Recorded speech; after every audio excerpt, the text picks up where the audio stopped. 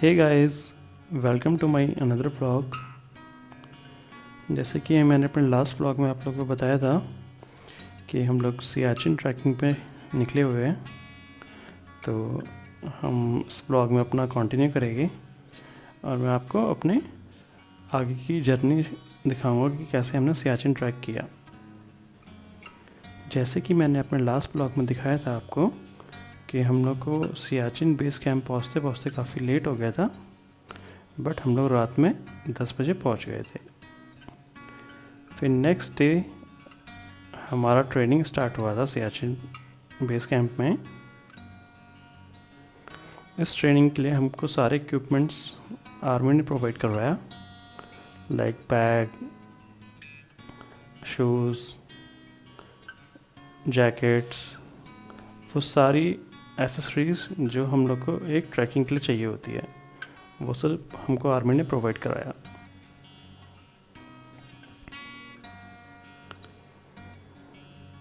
इसके बाद हमारा यहाँ पे 5 डेज़ का मेडिकल हुआ एंड हमारी 5 डेज़ की ट्रेनिंग हुई। ट्रेनिंग हमारी हर दिन मॉर्निंग क्लास होती थी ट्रेनिंग की, जो हमको कंटिन्यू लेना पड़ता था। क्लास होने के बाद हम लोग को मॉर्निंग वॉक पे भी जाना पड़ता था, जहाँ पे हमारी डेली एक्सरसाइज होती थी और एक जो ट्रैकिंग में हमें जो भी रिक्वायरमेंट होता था वो सब करवाया जाता था। उसके अलावा हम लोग को एक्टिवाइज करने के लिए डेली ट्रैकिंग के लिए हिली एरिया में भी जाना पड़ता था, जिसकी हाइट ऑलमोस्ट 18,000 फीट थी। ये हमने 5 डेज़ तक रेगुलर किया। इसके लिए हम लोग मॉर्निंग में 4 AM उठते थे और 6 AM तक हम लोग निकल जाते थे।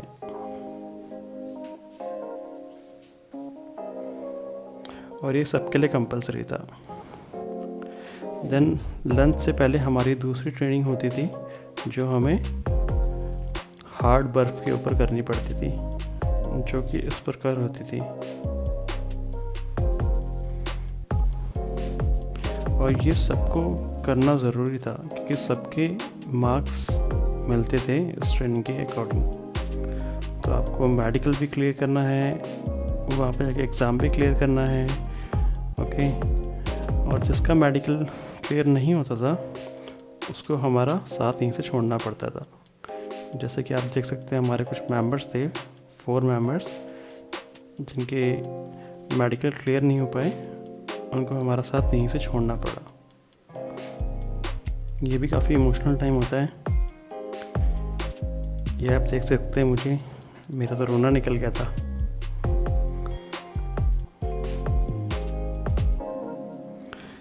ये टाइम बहुत हार्ड होता है क्योंकि सबके काफ़ी फ्रेंड्स बन चुके होते हैं यहाँ पे, और हर कोई यहाँ आके सोचता है कि अगर मैं यहाँ आया हूँ तो मुझे ट्रैक पूरा करना है,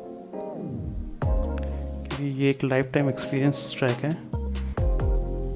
तो हर कोई चाहता है कि ये मौका मैं ना गवाऊँ और मैं इस ट्रैकिंग को अच्छे से पूरा कर लूँ। तो जितने भी ट्रैकर्स बचे थे वो सारे के सारे आर्मी के ट्रक में बैठ के ओपी बाबा के दर्शन के लिए गए।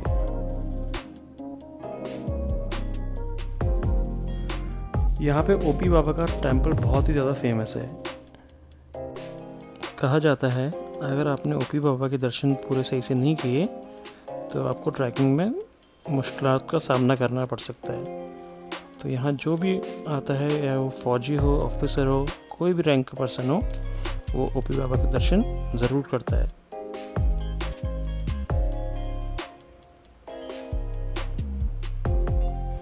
कहा यह भी जाता है कि ओपी बाबा यहाँ पे सबकी रक्षा बहुत सालों से करते हुए आ रहे हैं।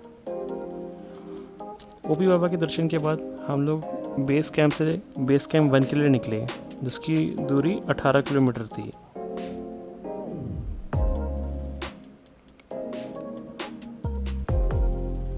पहले तो हमको लगा ये ट्रैक बहुत इजी होएगा, हम बहुत इजीली कर लेंगे, बट जैसे जैसे हम चलते गए और धूप निकलती गई तो हमें काफ़ी सारी मुश्किलों का सामना करना पड़ा। इसे कहते हैं क्रेवास। इसकी गहराई इतनी ज़्यादा है कि आज तक किसी को उसकी डेप्थ का पता ही नहीं चला। ये वो जवान है जो अपनी ड्यूटी ख़त्म करके 4 महीने बाद वापस अपने अपने घरों के लिए जा रहे हैं। इनसे मिलने के बाद हमारे हौसले और ज़्यादा बढ़ गए और हमने ट्रैक को और ज़्यादा एंजॉय किया।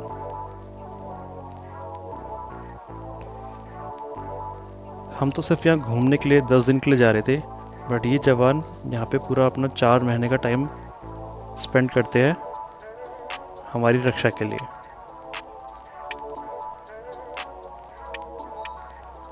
इनने बताया कि 4 महीनों में इनने कैसे कैसे यहाँ टाइम काटा, कितनी मुश्किलात आई इनके लिए।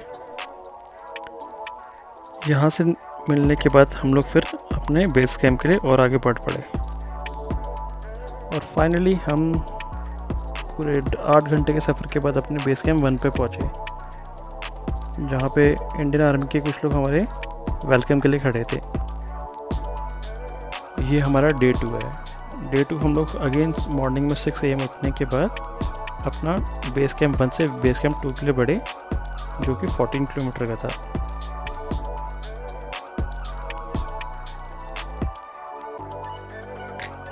इस सफ़र में हमने बहुत कुछ मिस किया।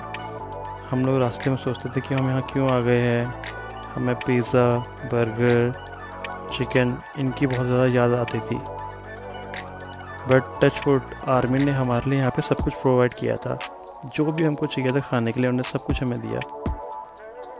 बट जैसे जैसे हम लोग आगे बढ़ते गए हमें यहाँ बहुत मज़ा आने लगा, क्योंकि ये चीज़ बहुत ही डिफरेंट थी।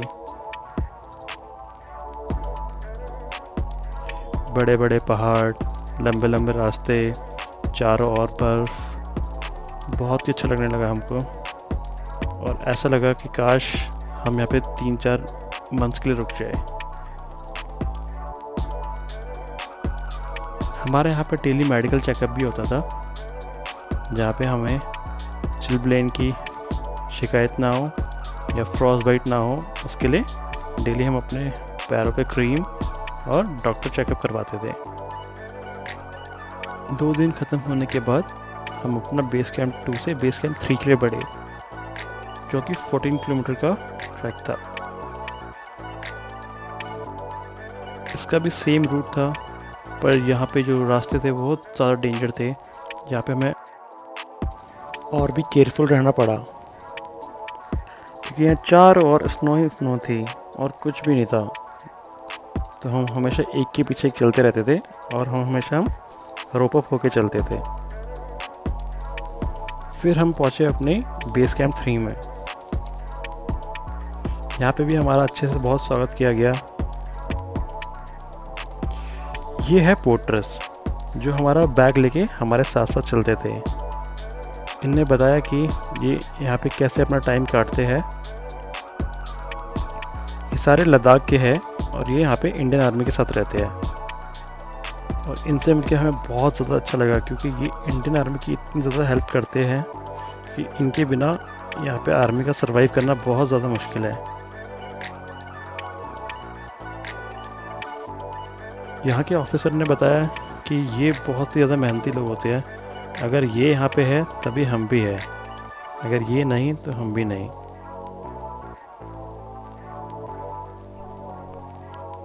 यहाँ पे हम अपना लंच ले रहे थे और टच वुड यहाँ पे बहुत सारी फैसिलिटी है। आपको जो खाना है, आपको चिकन चाहिए, राइस खाना है, आपको मोमोज खाने हैं, आपको सब कुछ मिलता था।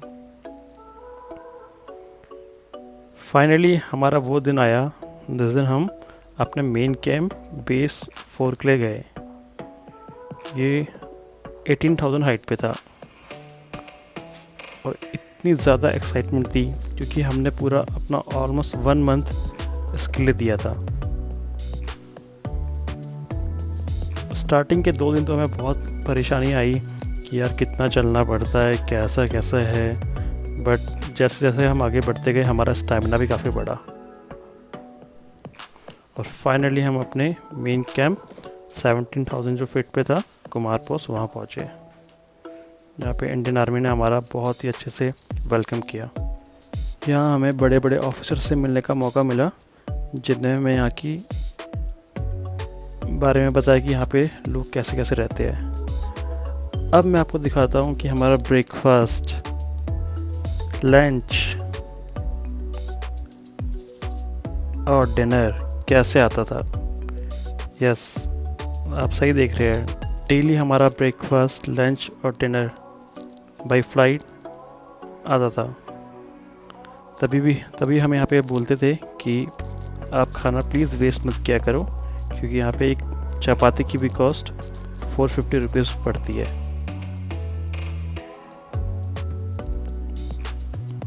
यहाँ हमारे लिए जो अंडे आते थे वो भी बाय हेलीकॉप्टर आते थे, क्योंकि उनको ऐसे लैंड नहीं करवा सकते थे, क्योंकि वो फुट भी सकते थे। तो आप समझ सकते हो यार यहाँ पे कितनी लाइफ टिपिकल है, गवर्नमेंट कितना स्पेंड करती है।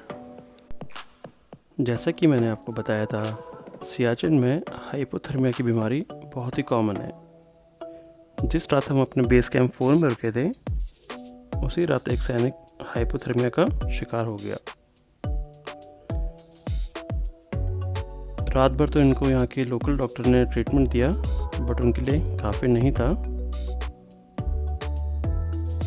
इसलिए नेक्स्ट डे उनको आर्मी के हेलीकॉप्टर से आर्मी के मेन बेस कैंप में पहुँचाया गया, जहाँ पे उनका प्रॉपर ट्रीटमेंट हुआ। ये सब देख के हम लोग बहुत ज़्यादा डर चुके थे, क्योंकि हमने कभी ऐसा देखा नहीं था।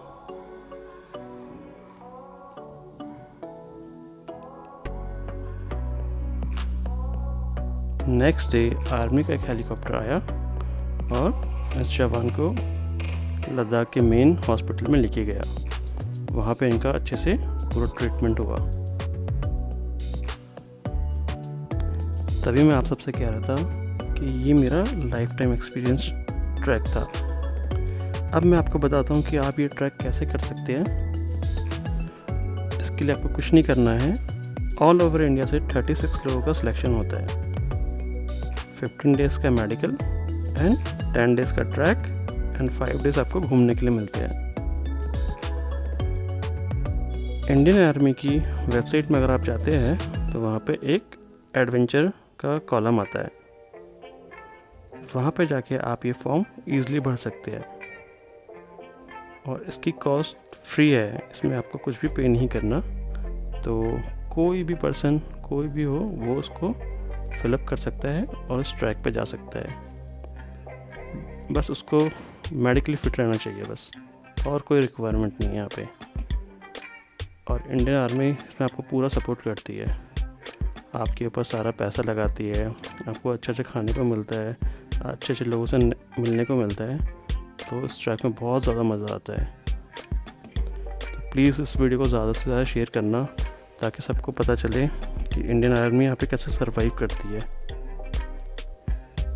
प्लीज़ ज़्यादा से ज़्यादा आप इसको शेयर करिए। Thank you. Please share, subscribe and like the video.